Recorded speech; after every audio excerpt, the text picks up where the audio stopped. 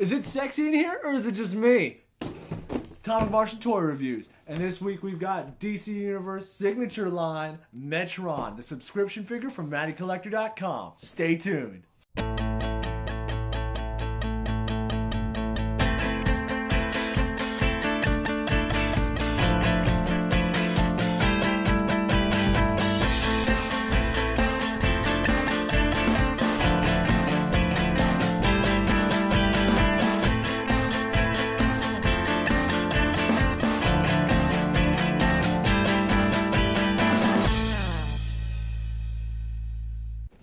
Okay, here we have, folks, the DC Universe Signature Collection Metron figure. Now, if you're wondering, where can I get one of these figures at? Guess what? You can't get it anywhere, except maybe eBay from some, like, seriously crooked people.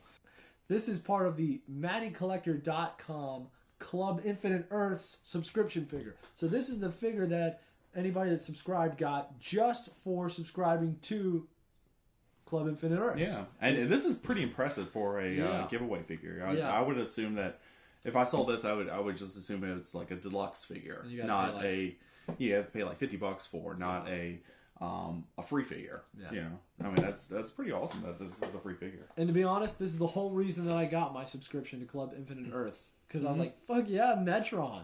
Yeah. I just wanted in the Mobius chair. Really, how cool is the name, the Mobius chair? Yeah.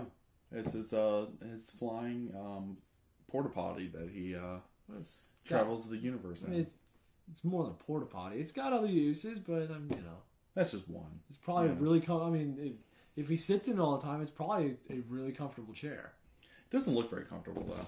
Well, it looks really hard. And you know what? He's a new god. He don't care. He doesn't care about lumbar support and stuff. Anyway, enough about the chair. We're not here to talk about it. We're here to talk about the toy. And before we can talk about the toy, we've got to talk about the box. Yeah. So, if you caught our first appearance Flash review, who's also from the signature line, then you probably noticed that the box is very similar. DC Universe Signature Collection instead of DC Universe Classics on these figures. Yep. They're not classic anymore. These are brand new. Signature now. So, take some of that. Got a nice picture of Metron here on the side, and also on the back with a brief bio about the character. Now, I don't really know much about Metron. I mean, can you enlighten me a little bit about who this character is? Metron is one of the new gods, so he's a lot like characters like Darkseid and Orion and Light Ray and people like that, where there's like these kind of all-powerful beings. But Metron's kind of weird because he's always in a quest for knowledge and all this stuff. And he's not a good guy, he's not a bad guy, he's just around. He's kind of like Marvel's Uatu the Watcher, where he's just there to kind of observe stuff. Does he make like what ifs? No, not that I know of. Do that.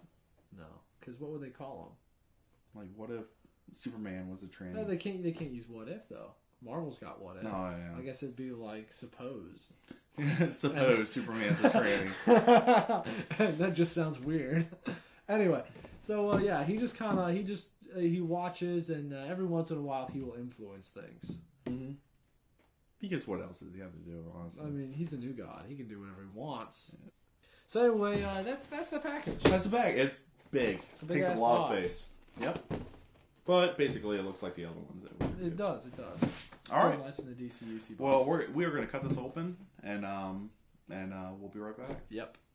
And we're back, bitches, and we got Metron out of the box, and he looks fucking awesome. Yes, he does. He is cool. I mean, this figure is well worth his subscription. I mean, on top of the other awesome and amazing figures you get with it. But the fact that this is a free figure, this is sick. I mean, this is like a centerpiece for a freaking collection. Totally. Or a display. I mean, just have him up on the shelf overlooking everybody else, because that's what he does. That's right.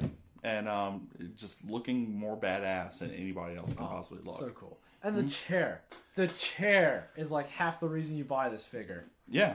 Well, really, it's one of the main reasons you get this figure. Probably half the cost, too. So exactly. Yep. But the chair is awesome. The figure is awesome. Let's discuss. Yep.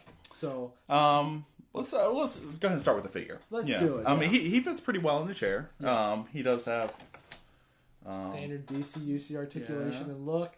Honestly, he'd make a great base figure if I didn't pay so much money for him. Exactly.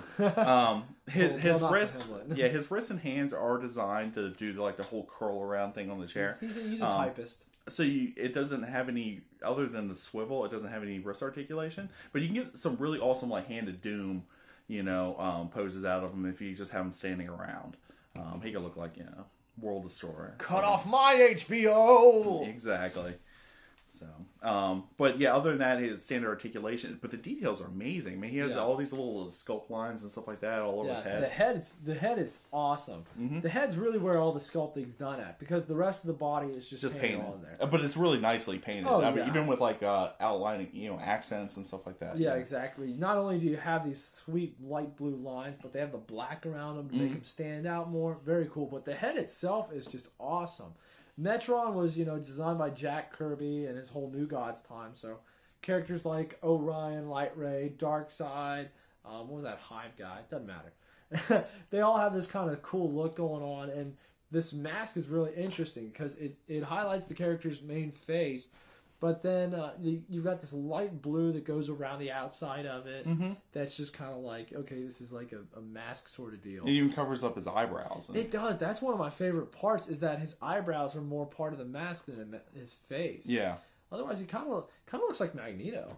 Yeah, a little bit. In the face he does, yeah. Especially with the lighter color blue. A little crest in this forehead. And the coloring of this figure is amazing, too, because just with the combination of the different tones of blues, you have like the darker blue, then you have this really light blue, like pastel blue, all through the figure, and then you have a little bit of gray on his chest, and then a little bit of red, like on the circle on his chest, and also on the dot on his forehead.